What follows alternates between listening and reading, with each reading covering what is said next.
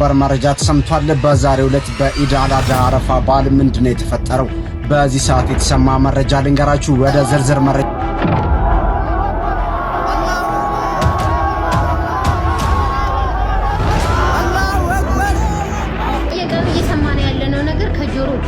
ኑራ የባሏን የአህመድን ስጋ ማፍጠሪያ አድርጋ ለጎረቤቶቿን ሰደቃ አከፋፍላለች። የባሏን ስጋ ማለት ልክ አንድ ሰው ሊሞት ተደረሰ፣ የሆነ በረሃ ሊሆን ይችላል፣ ሰው የሌለበት ሊሆን ይችላል። በቃ ምግብ አጥቶ ሊሞት ተደረሰ። ያንን ስጋ መንገድ ላይ ካገኘ ያንን በሚድን ከሆነ ይቻላል። ያልቀለማዎች ሰበር ዜና ዲያቆን ዳንኤል ክብረት ከስልጣናቸው መነሳታቸው እየተገለጸ ይገኛል። ጠቅላይ ሚኒስትሩ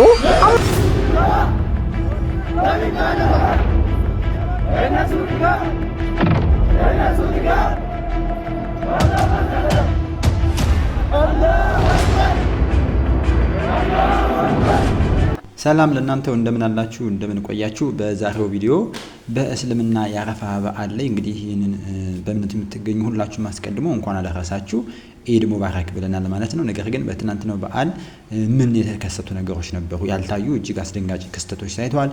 የተሰሙ ለጆሮ የሚከብዱ በጣም ከባድ መረጃዎች ወጥተዋል በእስልምና ጉዳይ ማለት ነው። አንዲት እህታችን የባሏን ስጋ በልታ እንዳፈጠረችበት ተነግሯልኝ። እንዲሁም ደግሞ በቁርአኑ እንዲህ ነገር ይፈቀዳል የሚሉ መጽሐፎች ወጥተዋል ማለት ነው። ይህ ብቻ አይደለም። የጠቅላይ ሚኒስትሩ የማህበራዊ ዘርፍ አማካሪ የሆኑት ዲያቆን ዳንኤል ክብረት ከስልጣናቸው ተሽረዋልኝ፣ ተባረዋል የሚል መረጃ ወጥቷል። እሱንም የሚያስመለክታችሁናል። ሁላችሁም ቪዲዮ ላይክ ማድረግ እንጀምር። እስኪ ከዚህ ቪዲዮ እንጀምር። ሰብስክራይብ ለምንድን ነው የማታደርጉት? አሁን አድርጉ።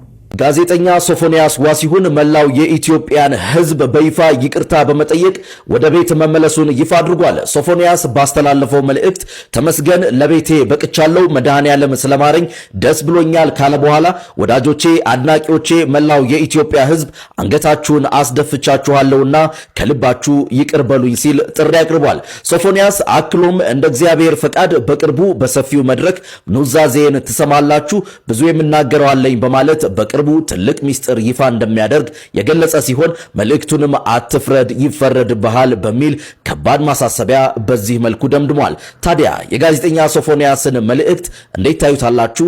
ሐሳባችሁን በኮሜንት ላይ አጋሩኝ። መልካም ጊዜ። ወንድማችን ሶፎንያስ እግዚአብሔር እንኳን ለዚህ ክብር አበቃ እያልን እስቲ ኮሜንት ላይ መልካምነታችን እንግለጽለት። በእውነት ይሄ ትልቅ ነገር ነውና እንኳን እግዚአብሔር ለዚህ ክብር አበቃ፣ እንኳን ለንስሐ አበቃ እያልን እንጻፍለት። ምክንያቱም ከ6 ወር በፊት እንደምታስታውሱት ወንድማችን ጋዜጠኛ ሶፎንያስ በግብረ ሶዶም አንጻር ተያይዞ ብዙ ነገሮች ሲነሳ የነበረ፣ መንገድ ላይ የተደበደበበት ብዙ ጉዳዮች ነበሩ። እግዚአብሔር ቸር ነው መሐሪ ነውና ንስሐውን ተቀብሎ ጭራሽ ደግሞ ከፍ ባለ ደረጃ ወደ ክቡር ስጋና ወደ ቅዱስ ደሙ እንደበቃ የተናገረ ነው። በገዳም ሆኖ በጸሎትና በለቅሶ በእንባና በዋይታ ሆኖ ከገባበት ማጥ ውስጥ እንዲወጣ ከወደቀበት ጉድጓድ ውስጥ እግዚአብሔር እንዲያነሳው ለምኖ ነበር። በፌስቡክ ገጹ ላይም እንግዲህ ተመልሻለሁ ወደ እናት ቤቴ ወደ ቤተክርስቲያኔ ወደ መልካም ኑሮ ተመልሻለሁ ብሏልና እግዚአብሔር እንኳን ለዚህ ክብር አበቃህ ነው። እስኪ ይሄንን አስደንጋጭ እስልምና መረጃ እንስማ። ምንድነው የሆነው? አንዲት እህታችን ያደረገችው ነገር ብዙዎችን አነጋጋሪ ሆኗል። እስኪ እንየው። የቀኑ እየሰማን ያለነው ነገር ከጆሮ በላይ ነው። ኑራ የባሏን የአህመድን ስጋ ማፍጠሪያ አድርጋ ለጎረቤቶቿም ሰደቃ አከፋፍላለች። የባሏን ስጋ ማለት ነው። የሚያደርግችበት ምክንያት ባሏ በድብቅ ሁለተኛ እንዳገባ ስትሰማ ትናደድና ከገደለችው በኋላ እንግዲህ እሱን በራሷ ምግብ ኩክ አድርጋ በሱ ስጋ አፍጥራ እንደገና ለጎረቤቶቿ የእሱን ስጋ አከፋፍላለች ነው እየተባለ ያለውና ይሄ ጉዳይ በስናፕ እና በኢንስታግራም ከፍተኛ መነጋገሪያ ሆኗል። እንደምታውቁት ሚድል ኢስት ላይ ጦርነት ስላለ ሸፈን ስለተደረገ ነው እንጂ ይሄን ነገር በጣም መነጋገሪያ የሆነ ጉዳይ ነው። ሁለተኛ ለማግባት ያሰባችሁ ደግሞ ጥንቃቄ ብታደርጉ ጥሩ ነው። ይሄ ለእናንተ አለርት ነው። አላህን ፍሩ። አላህን ፍሩ ከሆነ ተው፣ እውነታን ተናገሩ። በእውነት ችግር የለውም። ግን ውሸት የሌለ ነገር ሚዲያ ላይ የሌለ ነገር እያመጣችሁ ሰውን በቃ ዲስተርብ ውስጥ ጭንቀት ውስጥ ምናምን አትክተቱ። አላህን ፍሩ። ትሰግዳላችሁ አይደል? እኛ ሙስሊሞች ነን ትላላችሁ አይደል? ሙስሊም ግን አይዋሽም። ሙስሊም አይዋሽም። ላኢላሃ ኢለላህ ሙሐመድ ረሱሉላህ ያለ ሙስሊም አይዋሽም። ዛሬ ጾም ሆኖ በጾሙ አንዳንድ ቲክታክ ላይ ያላችሁ ውሸታሞች ምን አይነት ነገር በሸቱ ዙሪያ ፖስታችሁ ሰውን ስታባሉ እንደዋላችሁ እኔ በጣም ያዘንኩት። ወላሂ ተው በቃ ስነ ስርዓት ያዙ። እኛን ስትነግሩ የነበራችሁ ሰዎች አይደላችሁ እንዴ? አሁን ምንድን ነው የምታስተላልፉት ነገር? በቃ ሁሌ ውሸት በቃ ሙስሊሙን ክርስቲያኑን ማባላት አይሰለቻችሁም? ግን ገቢ ያለው ገንዘብ ታገኙበታላችሁ። አላህ ተው። በዘመናችን እየሆነ ያለው እየሰማን ያለ ነው እየተመለከትን ያለው ነገር ሁሉ እጅግ በጣም ከባድ ለጆሮ የሚሰቀጥጥ ለዓይን በጣም ከባድ ነገር አለ። እንግዲህ የባሏን ስጋ ለአፍጥር ማቅረብ ምን ማለት ነው? እጅግ በጣም ከባድ ነገር ነው በእውነት። እንግዲህ ምክንያቱም ምንድነው የተገለጠው? ሌላ ባል ወይም ደግሞ ሌላ ሚስት ደረበብኝ የሚል ነው። እንግዲህ በእስልምና በቁርአን አንድ ባል አንድ ወንድ ሁለት ሚስት ማግባት ይችላል። ተፈቀደ፣ የታወቀ ነገር ነው። እነ ኡስታዝ አቡበከር በአደባባይ ወጥቶ በሚዲያ ላይ ሁለት ሚስት አለኝ ማስተዳደር እስከቻለ ድረስ ተብሎ የተነገረ፣ ከዚያም በላይ ማግባት ይቻላል እስከ አስተዳደረ ድረስ እና በዚህ ደረጃ ለምንድን ነው ሰው በፍቅር አብሮ የሆነውን ነገር ከተለያየ በሰላም ለምን መለያየት አይቻልም? ጥፋት ከተገኘበት በሰላም በቃ መለያየት መፋታት የተቻለ ወደ ግድያ ወደ አስፈላጊ ነገር መግባት እጅግ በጣም ያሳፍራል። ከባድ ነገር ነው። ይሄ ሐቀኛ ኡስታዝ ሙስሊም እያደረገ ያለው እየተናገረ ያለው ምንድነው? እንግዲህ በሰሞን ኮሜዲያን እሸቱ ዋልድባ ገዳም ገብቶ በሰራው ዘጋቢ ፊልም ላይ እንደምትመለከቱት እየበላ ይታያል። አባቶች መነኮሳት ገዳማውያን የሚበሉትን ቋርፍ የተሰኘውን ከሙዝ የሚሰራውን እጅግ በጣም መራራ የሆነ ምግብ ሲበላ ይመለከታል። እስላሞች ይችን ወስደው እነዚህ ኡስታዞች ኦርቶዶክሳውያን አባቶች በገዳም ያሉ አይነ ምድር ነው የሚበሉት፣ ይሄ ለመዳን ተብሎ ነው ቢቀርብን እያሉ ሲያላግጡ ሲያሾፉ በውሸት ሲሰሩ ነበረ። እንደዚህ አይነት ደግሞ ሐቀኛ ኡስታዞች ወጥተው እስልምና ለምንድን ነው የምታስቡት? ይሄ እኮ ተራ ነገር ነው። ኦርቶዶክሳውያን እንደዚህ አያደርጉም። በእጃችሁ ባለ ስልክ ጎግል ብታደርጉ ምን እንደሆነ ታውቁታላችሁ። ለምንድን ነው በሐሰት ይሄን ያህል ተከታይ ለማፍራትና እስልምናን የምታጠለሹት ለምንድን ነው እያሉ ሲቃወሙ ተመልክተናል ማለት ነው። እጅግ በጣም እውነተኛ የሆኑ ሙስሊሞች ያሉበት መሆኑን የሚያሳይ ሂደት ውስጥ ነው ተገኝቷል ማለት ነው። እንደዚህ ያለ ሲገልጽ ነበረ። እነሱ ግን ምንም አይነት አስተያየት አልሰጡም። ሰበር ዜና ዲያቆን ዳንኤል ክብረት ከስልጣናቸው መነሳታቸው እየተገለጸ ይገኛል። የጠቅላይ ሚኒስትሩ አማካሪና የቅርብ ሰው የሆኑ ዲያቆን ዳንኤል ክብረት ከስልጣን መነሳታቸው መሰረት ሚዲያ ዘግቧል ሲልም እንግዲህ አዩዘ ሀበሻ ነው የዘገበው። ዲያቆን ዳንኤል ክብረት የፋና ብሮድካስቲንግ ኮርፖሬት የቦርድ ሰብሳቢ የነበሩ ሲሆን ከቦርድ ሰብሳቢነታቸው ተነስተዋል ሲልም እንግዲህ የዜና ጣቢያውን ምንጮችን ጠቅሶም ዘግቧል። በምትካቸው ደግሞ የኮሚኒኬሽኑ ሚኒስትሯ ወይዘሮ እናታለም መለሰ መተካታቸውን ተገልጿል። ይህንን የስልጣን ሽግግር በተመለከተ ከፋና ብሮድካስቲንግ ኮርፖሬት ሆነ ከመንግስት በኩል የተባለ ነገር የለም። ነገር ግን መሰረት ሚዲያ ዘግቧል ሲልም አዩዘ ሀበሻም ዜናውን ዘግቦታል። በአዲስ መረጃ መልሳል። ኡስታዝ ተድላ ሲናገር እንደሰማችሁት ከባድ ነገር የተናገርኩ አድርጎ እኔን ሲከሰኝ አይታችኋል። ወንድማችን ተድላ ተሳስተዋል። እኔ ከራሴ አይደለም የተናገርኩት። ይሄ መጽሐፍ እንደምትመለከተው ተፍሲር አልቁርጡቢ ይባላል። ቁርጡቢ እንግዲህ በእስልምና ትልቅ ሊቅ ወይንም ሙፈሲር ነው። ሰው ይሄ ሊቃችሁ ምን ይላል? 85ኛው ፔጅ ላይ በእስልምና 4 መዛብ አሉ። ከነዛ ውስጥ አንዱ አሻፊ ነው። የሻፊ መዛብ ደግሞ በኢትዮጵያ ውስጥ ብዛት ተቀባይነት ያለው ነው። ሻፊ መዛብ ወይንም አስተምሮ እንዴት ነው እሱ?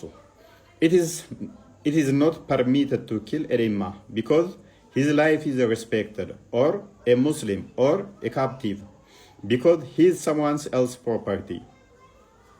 ሻፊ ምን ይላል? ሙስሊም የሆነን የተከበረን የሙስሊም ንብረት የሆነን ወይ መግደል አይቻልም ይላል። If he is from the abode of war or Muslim fornicator, it is permitted to kill him and eat his flesh. ነገር ግን በጦር ሜዳ ላይ ከሆነ ወይንም ደግሞ ዘማዊ ዝሙት የሚሰራ ከሆነ እሱን መግደልና አርዶ መብላት ይቻላል ይላል። እኔ ይህንን ስናገር ከራሴ ሳይሆን ሙስሊም ያልሆነን ማለትም በጦር ሜዳ የተያዘን ወይንም ደግሞ ዘማዊ ከሆነ እሱን አርዶ መብላት ይቻላል ያልኩት እኔ አይደለሁም። ተጨማሪ ዘው ላይ ኢብን አረቢ said ኢብን አረቢ ደግሞ እንደዚህ ይላል What I consider to be sound is that a human being may only be eaten when it is absolutely certain that doing that will save a person's life.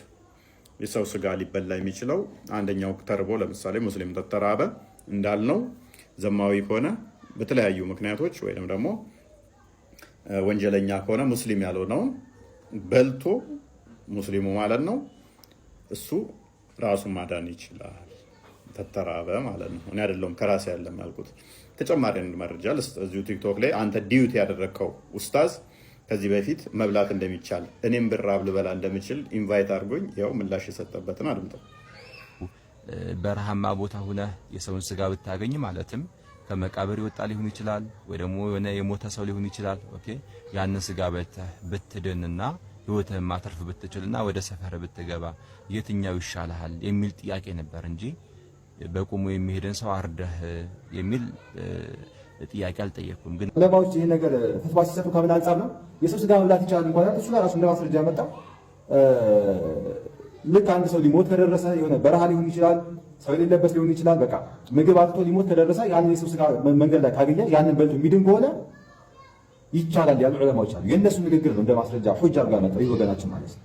እንደው ልጠይቅ፣ አንተ በረሃ ላይ ሆነህ ልትሞት አፋፍ ደርሰህ እዛ ማዶ ደግሞ ከተማ አለ፣ ውሃ ያለበት ሀገር አለ፣ ምግብ ያለበት ሀገር አለ።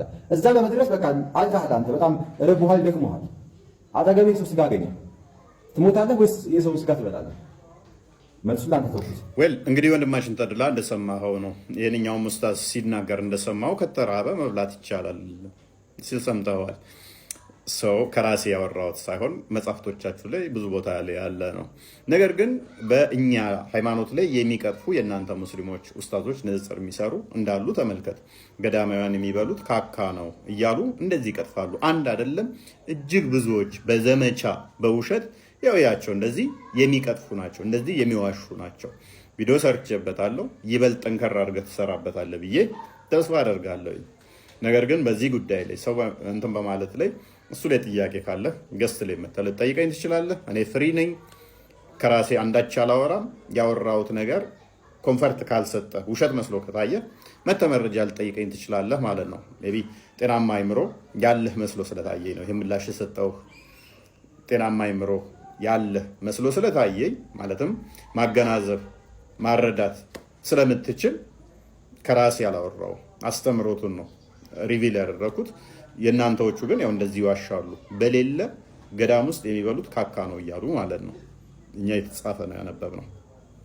ኮሜዲያን እሸቱ መለሰ በሰራው በገዳም ዋልድባ ላይ በሰራው ቪዲዮ ላይ ተነስተው እንግዲህ ኦርቶዶክሳውያን አባቶች ለበረከት ሲባል አይነ ምድር ይጠቀማሉ ይበላሉ ብሎ በሐሰት ሰርተው ነበር። እነዚህ ኡስታዞች ደግሞ የሰው ስጋ እንደሚበላ ራሳቸው በመጽሐፋቸው ተርከዋል፣ ተናግረዋል ማለት ነው። እንግዲህ እውነታው ይሄ ነው። ያንን በመጽሐፍ የተጻፈውን እውነት ከድነው ያልተጻፈ ያልተደረገ ነገር ኦርቶዶክስ ቅድስት ቤተክርስቲያንን መክሰስ ተገቢ አይደለም። ሰላም ለእናንተ ይሁን።